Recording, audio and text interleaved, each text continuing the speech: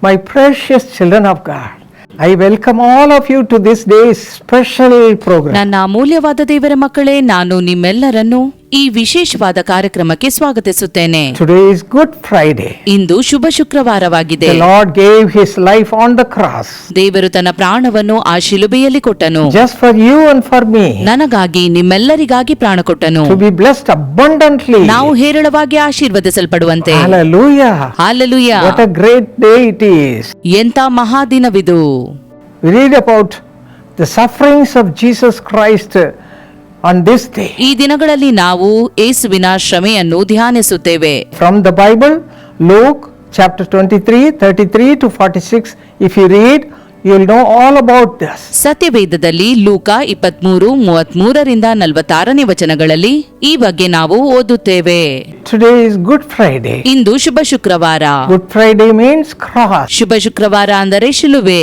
On the cross, Jesus gave His life for you and for me to deliver us from all sins, sickness and all the problems of this world. ಆ ಶಿಲುಬೆಯಲ್ಲಿ ಯೇಸುವು ತನ್ನ ಪ್ರಾಣವನ್ನು ನನಗಾಗಿ, ನಿಮಗಾಗಿ ಕೊಟ್ಟನು, ನಮ್ಮನ್ನು ಎಲ್ಲ ಪಾಪದಿಂದ, ರೋಗಗಳಿಂದ, ತೊಂದರೆಗಳಿಂದ ಬಿಡಿಸುವುದಕ್ಕಾಗಿ. First Peter 2:24 says, Jesus Himself bore our sins in His own body on the tree, that is cross, that we have died to sins, might live for righteousness, by whose stripes we are healed. 1 ಪೇತ್ರ 2:24 ವಚನ ಹೇಳುತ್ತದೆ, ನಾವು ಪಾಪದ ಪಾಲಿಗೆ ಸತ್ತು ನೀತಿವಂತರಾಗಿ ಜೀವಿಸುವಂತೆ ಆತನು ನಮ್ಮ ಪಾಪಗಳನ್ನು ತಾನೇ ತನ್ನ ದೇಹದ ಮೇಲೆ ಹೊತ್ತುಕೊಂಡು ಮರಣದ ಕಮ್ಮವನ್ನು ಏರಿದನು. ಆತನ ಬಾಸುಂಡೆಗಳಿಂದ ನಿಮಗೆ ಗುಣವಾಯಿತು. The body of Jesus was broken to pieces. ಯೇಸುವಿನ ದೇಹವು ಮುರಿಯಲ್ಪಟ್ಟಿತು. He shed the blood from head to foot. ತಲೆಯಿಂದ ಕಾಲಿನವರೆಗೆ ಆತನ ರಕ್ತ ಸುರಿಯಿತು. Let us look to the cross. ನಾವು ಕ್ರೂಜಿಯನ್ನು ದೃಷ್ಟಿಸುವ. How much He has loved us, my precious children of God. ನನ್ನ ಅಮೂಲ್ಯವಾದ ದೇವರ ಮಕ್ಕಳೇ, ಆತನು ನಮ್ಮನ್ನು ಎಷ್ಟಾಗಿ ಪ್ರೀತಿಸಿದ್ದಾನೆ. Every one of us, He gave His life on the cross. ನಮ್ಮಲ್ಲಿ ಪ್ರತಿಯೊಬ್ಬರಿಗಾಗಿ ಆತನು ಶಿಲುಬೆಯಲ್ಲಿ ಪ್ರಾಣ ಕೊಟ್ಟನು. Suffered from head to foot. ತಲೆಯಿಂದ ಕಾಲಿನವರೆಗೆ ಬಾಧೆಯನ್ನು ಅನುಭವಿಸಿದನು. He has broken to pieces. ಆತನು ಜಜ್ಜಲ್ಪಟ್ಟನು, ಮುರಿಯಲ್ಪಟ್ಟನು. Imagine all those sufferings. ಈ ಎಲ್ಲಾ ಶ್ರಮವನ್ನು ನೆನೆಸಿಕೊಳ್ಳಿರಿ. You are not able to bear even a single small pain or something. ಒಂದು ಸಣ್ಣ ನೋವನ್ನು ಕೂಡ ನಾವು ಸಹಿಸಲಾರೆವು. But how much pain He would have suffered on the cross from head to foot. ತಲೆಯಿಂದ ಕಾಲಿನವರೆಗೆ ಆತನು ಎಷ್ಟು ನೋವನ್ನು ಅನುಭವಿಸಿರಬಹುದು. Why? ಯಾಕಾಗಿ? To give you peace. ನಿಮ್ಮ ಸಮಾಧಾನಕ್ಕಾಗಿ. To give you salvation. ನಿನ್ನ ರಕ್ಷಣೆಗಾಗಿ. To bring you out of all curses. ಎಲ್ಲ ಶಾಪದಿಂದ ನಿಮ್ಮನ್ನು ಬಿಡಿಸುವುದಕ್ಕಾಗಿ. And you should enjoy the peace of God that passeth all understanding. ಎಲ್ಲ ಗ್ರಹಿಕೆಯನ್ನು ಮೀರುವ ದೇವ ಶಾಂತಿಯನ್ನು ನೀವು ಅನುಭವಿಸಬೇಕೆಂದು. This is the reason Jesus gave His life on the cross on this day. ಈ ಕಾರಣಕ್ಕಾಗಿಯೇ ಈ ದಿನ ಆತನು ತನ್ನ ಪ್ರಾಣವನ್ನು ಶಿಲುಬೆಯಲ್ಲಿ ಕೊಟ್ಟನು. And there was a man called Saul. ಒಬ್ಬ ವ್ಯಕ್ತಿಯನ್ನು ನೋಡುತ್ತೇವೆ, ಅವನು ಸೌಲನು. He was doing everything against Jesus Christ. ಯೇಸುವಿನ ವಿರುದ್ಧವಾಗಿಯೇ ಇವನು ಎಲ್ಲವನ್ನೂ ಮಾಡುತ್ತಿದ್ದನು. He killed all the people who were following Jesus Christ and having God's peace. ದೇವ ಶಾಂತಿಯನ್ನು ಪಡೆದಿರುವ ಯೇಸುವನ್ನು ಹಿಂಬಾಲಿಸುವ ಎಲ್ಲರನ್ನೂ ಕೂಡ ಇವನು ಹಿಂಸಿಸುತ್ತಿದ್ದನು. He killed such people. ಅಂತ ಜನರನ್ನು ಅವನು ಕೊಲ್ಲುತ್ತಿದ್ದನು. Romans 9:23 says, ರೋಮಾಪುರ 9:23 ಹೇಳುತ್ತದೆ, he was a vessel of wrath. ಅವನು ಕೋಪದ ಪಾತ್ರೆಯಾಗಿದ್ದನು. Vessel of wrath. ಕೋಪದ ಪಾತ್ರೆ. My friends, you may be going in the same path. ನೀವು ಕೂಡ ಇದೇ ಮಾರ್ಗವಾಗಿ ಹೋಗುತ್ತಿರಬಹುದು. Sometimes when I conduct meetings, after the meeting I used to pray for the people. ಯಾವಾಗೆಲ್ಲ ಕೂಟವನ್ನು ಆಯೋಜಿಸುತ್ತೇವೋ ಅದರ ತರುವಾಯ ನಾವು ಜನರಿಗಾಗಿ ಪ್ರಾರ್ಥಿಸುತ್ತೇವೆ. Some young boys will come to me ಯವನಸರು ನನ್ನ ಬಳಿಗೆ ಬರುತ್ತಾರೆ and ask me one thing. ನನ್ನಲ್ಲಿ ಒಂದನ್ನು ಕೇಳುತ್ತಾರೆ, Auntie, I am not able to stop drinking all the time. I need drinking, then only I am pleased. Aunty, ನನಗೆ ಮದ್ಯಪಾನ ಮಾಡದಿದ್ದರೆ ಸರಿಯಾಗುವುದಿಲ್ಲ. ಮದ್ಯಪಾನ ಮಾಡಿದ ನಂತರವೇ ನನಗೆ ಸಮಾಧಾನವು ದೊರಕುತ್ತದೆ ಅನ್ನುತ್ತಾರೆ. What should I do? ನಾನೇನು ಮಾಡುವುದು? Help me, auntie. ಸಹಾಯ ಮಾಡಿ ಆಂಟಿ ಅನ್ನುತ್ತಾರೆ. I used to pray much further. ಅವರಿಗೋಸ್ಕರ ಬಹಳವಾಗಿ ಪ್ರಾರ್ಥಿಸುತ್ತೇನೆ. Crying within my heart. ನನ್ನ ಹೃದಯದಲ್ಲಿ ನಾನು ಅಳುತ್ತೇನೆ. Lord, you gave your life on the cross for such people.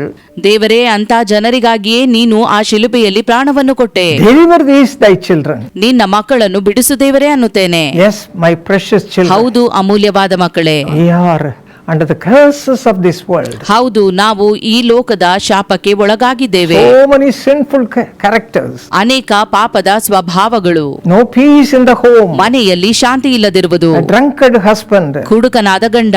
Husband who beats everybody at home. ಮನೆಯಲ್ಲಿರುವವರಿಗೆಲ್ಲ ಹೊಡೆಯುವ ಗಂಡ.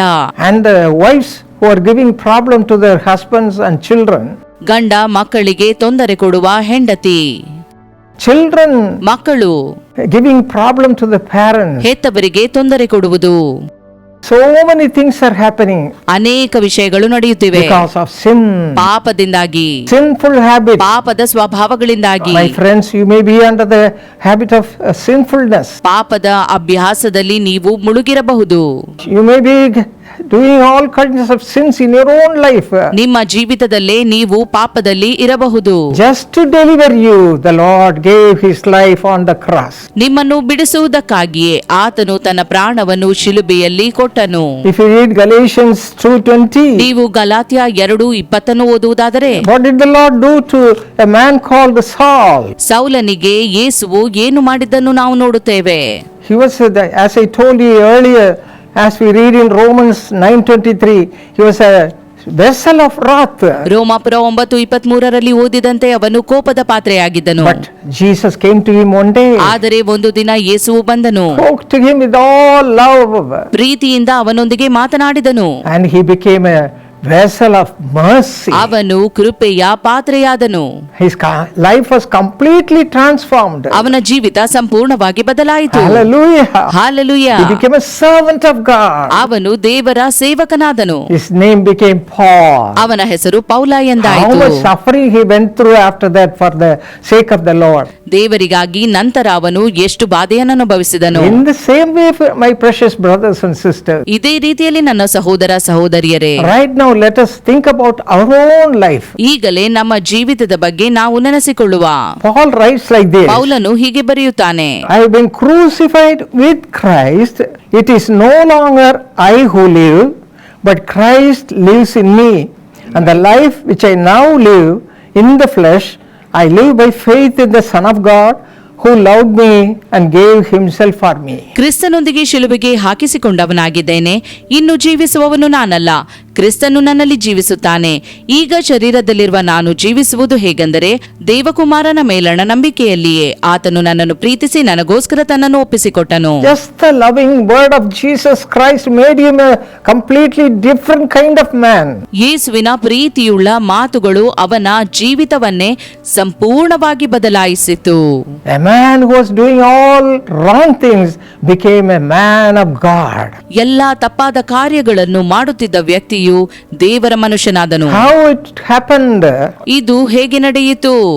Jesus shed his blood on the cross. ಯೇಸು ಶಿಲುಬೆಯ ಮೇಲೆ ತನ್ನ ರಕ್ತವನ್ನು ಸುರಿಸಿದನು. Romans chapter 5 verse 9 says, now being justified by his blood, we shall be saved from wrath through him. ರೋಮಾಪುರ 5:9 ಹೇಳುತ್ತದೆ, ಈಗ ನಾವು ಆತನ ರಕ್ತದಿಂದ ನೀತಿವಂತರಾಗಿರಲಾಗಿ ಆತನ ಮೂಲಕ ಬರುವ ಕೋಪಕ್ಕೆ ತಪ್ಪಿಸಿಕೊಳ್ಳುವೆವು.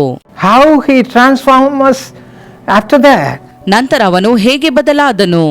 Malachi chapter 4 verse 2 says, Malachi 4:2 ಹೇಳುತ್ತದೆ, but to you who fear my name, the Son of Righteousness shall arise with healing in his wings. ನನ್ನ ನಾಮದಲ್ಲಿ ಭಯಭಕ್ತಿ ಇಟ್ಟಿರುವ ನಿಮಗೋ ದೇವರ ಧರ್ಮವೆಂಬ ಸೂರ್ಯನು ಸ್ವಸ್ಥತೆಯನ್ನು ಉಂಟು ಮಾಡುವ ಕಿರಣಗಳುಳ್ಳವನಾಗಿ ಮೂಡುವನು. Oh, you'll shine for the glory of God. ನೀವು ದೇವರ ಮಹಿಮೆಗಾಗಿ ಪ್ರಕಾಶಿಸುವಿರಿ. That's what happened in the life of Paul. ಪೌಲನ ಜೀವಿತದಲ್ಲಿ ಇದೇ ನಡೆಯಿತು. What beautiful message he has written in his ಎಂತ book. ಉತ್ತಮವಾದ ಸಂದೇಶಗಳನ್ನು ಬರೆದಿದ್ದಾನೆ. Hallelujah. Hallelujah. By reading it itself, people are getting saved. ಅದನ್ನು ಓದುತ್ತಿದ್ದಂತೆಯೇ ಜನರು ರಕ್ಷಣೆಗೆ ಬರುತ್ತಾರೆ. How God has made him a spiritual man. ಎಂತ ಆತ್ಮಿಕ ಮನುಷ್ಯನಾಗಿ ದೇವರು ಅವನನ್ನು ಬದಲಾಯಿಸಿದನು. A man of God. ದೇವರ ಮನುಷ್ಯನು. Same blessings are coming upon you, my friend. ಈ ಎಲ್ಲಾ ಆಶೀರ್ವಾದಗಳು ನಿಮ್ಮ ಮೇಲೆಯೂ ಬರುತ್ತಿದೆ ನನ್ನ ಸ್ನೇಹಿತರೆ. ಬಿಟ್ಟರೆ confess all your sins. ನಿಮ್ಮ ಪಾಪಗಳನ್ನು ಒಪ್ಪಿಕೊಳ್ಳಿರಿ. That's the only thing you have to do. ನೀವು ಮಾಡಬೇಕಾದದ್ದು ಇಷ್ಟೇ. Remember that you are a sinner. ನೀವು ಪಾಪಿ ಎಂಬುದನ್ನು ನೆನಪಿನಲ್ಲಿಡಿರಿ. Confess all your sins before the Lord. ದೇವರ ಮುಂದೆ ನಿಮ್ಮ ಪಾಪಗಳನ್ನು ಒಪ್ಪಿಕೊಳ್ಳಿರಿ. That's why he shed his blood on the cross. ಅದಕ್ಕಾಗಿಯೇ ಶಿಲುಬೆಯಲ್ಲಿ ರಕ್ತ ಸುರಿಸಿದನು. With that precious blood he will cleanse you and make you new man. ಆ ಅಮೂಲ್ಯವಾದ ರಕ್ತದಿಂದ ನಿಮ್ಮನ್ನು ತೊಳೆದು ನೂತನ ವ್ಯಕ್ತಿಯನ್ನಾಗಿಸುವನು. Now my friends, we are going to pray ಈಗ ನನ್ನ ಸ್ನೇಹಿತರೆ ಪ್ರಾರ್ಥಿಸಲಿದ್ದೇವೆ. and give our life completely to God. ಸಂಪೂರ್ಣವಾಗಿ ನಿಮ್ಮ ಜೀವಿತವನ್ನು ದೇವರಿಗೆ ಒಪ್ಪಿಸಿರಿ. What a great day it is. ಎಂತ ದೊಡ್ಡ ದಿನವಿದು. We are out of all our curses, ನಮ್ಮ ಎಲ್ಲಾ ಶಾಪಗಳಿಂದ ಬಿಡುಗಡೆಯಾಯಿತು. all our sinful habits. ಎಲ್ಲಾ ಪಾಪದ ಸ್ವಭಾವಗಳಿಂದ We are becoming a new person in Christ. ಕ್ರಿಸ್ತನಲ್ಲಿ ನಾವು ನೂತನ ವ್ಯಕ್ತಿಗಳಾಗುವೆವು. Let us all receive this blessing right now. ಎಲ್ಲಾ ಆಶೀರ್ವಾದಗಳನ್ನು ಈಗ ನಾವು ಪಡೆದುಕೊಳ್ಳುವ. Shall we pray? ನಾವು ಪ್ರಾರ್ಥಿಸುವ. Our precious Heavenly Father, thank you, Lord, for the sacrifice you made on the cross just for all of us. ಅಮೂಲ್ಯವಾದ ಸ್ವರ್ಗೀಯ ತಂದೆಯೇ, ನೀನು ನಮಗೋಸ್ಕರ ಮಾಡಿದ ತ್ಯಾಗಕ್ಕಾಗಿ ನಿನಗೆ ಸ್ತೋತ್ರವನ್ನು ಸಲ್ಲಿಸುತ್ತೇವೆ. You are broken to pieces from head to feet, Father. ತಲೆಯಿಂದ ಕಾಲಿನವರೆಗೆ ನೀನು ಮುರಿಯಲ್ಪಟ್ಟಿದ್ದೇವರೇ. Thank you, Lord, for your wonderful love. ನಿನ್ನ ಅದ್ಭುತವಾದ ಪ್ರೀತಿಗಾಗಿ ನಿನಗೆ ಸ್ತೋತ್ರ. Remember all those who are crying for the salvation. ರಕ್ಷಣೆಗಾಗಿ ಮೊರೆಯಿಡುತ್ತಿರುವವರನ್ನು ನೆನಪಿಗೆ ತಂದುಕೋ. Those who are still having the thirst of drinking. ಮದ್ಯಪಾನವನ್ನು ಕುಡಿಯುವ ದಾಹದಲ್ಲಿ ಇನ್ನೂ ಇರುವವರಿಗೋಸ್ಕರ ಬಿಡುತ್ತೇನೆ. And doing adulterous things. ವ್ಯಭಿಚಾರದ ಕೃತ್ಯಗಳನ್ನು ಮಾಡುವವರನ್ನು, Stealing. ಕಳ್ಳತನ, And fighting with people. ಜನರೊಂದಿಗೆ ಜಗಳ, All sorts of sinful activity. ಎಲ್ಲಾ ಪಾಪದಿಂದ ತುಂಬಿದ ಕೃತ್ಯಗಳು. Father, have mercy upon all such people. ಅಂತ ಜನರ ಮೇಲೆ ನಿನ್ನ ದಯೆ ಇರಲಿ ದೇವರೇ. Those who are crying for the salvation, Lord, touch them, Lord. ಯಾರೆಲ್ಲ ರಕ್ಷಣೆಗಾಗಿ ಮೊರೆ ಇಡುತ್ತಿದ್ದಾರೋ ಅವರನ್ನು ಮುಟ್ಟು ದೇವರೇ. Lay thy mighty hand upon them. ನಿನ್ನ ಘನವುಳ್ಳ ಹಸ್ತವನ್ನು ಅವರ ಮೇಲಿರಿಸು. Deliver them, Lord. ಅವರನ್ನು ವಿಮೋಚಿಸು. Deliver them, Lord. ಅವರನ್ನು ವಿಮೋಚಿಸು. Unless you touch them, Lord, nobody can deliver them. ನಿನ್ನನ್ನು ಸ್ಪರ್ಶಿಸದ ಹೊರತು ಯಾರೂ ಬಿಡುಗಡೆ ಮಾಡಲು ಸಾಧ್ಯವಿಲ್ಲ. Deliver them from all sins. ಎಲ್ಲ ಪಾಪಗಳಿಂದ ಅವರನ್ನು ಬಿಡಿಸು. All curses. ಎಲ್ಲ ಶಾಪಗಳಿಂದ, All their talkings, unwanted talkings and making fights with the people, all these nature should go right now. ಬೇಡವಾದ ಅನಗತ್ಯ ವಿಚಾರಗಳನ್ನು ಮಾತನಾಡುತ್ತಾ ಜಗಳವನ್ನೆಬ್ಬಿಸುವ ಸ್ವಭಾವವು ಬಿಟ್ಟು ಹೋಗಲಿ. Give them salvation, Father. ರಕ್ಷಣೆಯನ್ನು ದಯಪಾಲಿಸು ತಂದೆಯೇ. Let them receive salvation right now. ಈಗಲೇ ರಕ್ಷಣೆಯನ್ನು ಪಡೆಯಲಿ. Hallelujah. Hallelujah. Through the blood you shed on the cross, save your people. ನೀನು ಶಿಲುಬೆಯಲ್ಲಿ ಸುರಿಸಿದ ರಕ್ತದಿಂದ ರಕ್ಷಣೆ ಕೊಡು. Those who are crying, Lord, save them, Lord. ಯಾರೆಲ್ಲ ಮೊರೆ ಇಡುತ್ತಾರೋ ಅವರನ್ನು ರಕ್ಷಿಸು. Cleanse them with your blood. ನಿನ್ನ ರಕ್ತದಿಂದ ತೊಳೆ. Give them a new life. ಹೊಸ ಜೀವಿತ ದಯಪಾಲಿಸು. This Good Friday should be a blessed day in their lives, Father. ಈ ಶುಭ ಶುಕ್ರವಾರವು ಶುಭವಾಗಿರಲಿ. Be a miracle. ಅದ್ಭುತವನ್ನು ಮಾಡು. Be a miracle. ಅದ್ಭುತವನ್ನು ಮಾಡು. Thank you, Lord, for your love. ನಿನ್ನ ಪ್ರೀತಿಗಾಗಿ ಸ್ತೋತ್ರ ದೇವರೇ. In Jesus' name we pray. ಯೇಸುವಿನ ನಾಮದಲ್ಲಿ ಬೇಡಿದ್ದೇವೆ. Amen. ಆಮೆನ್.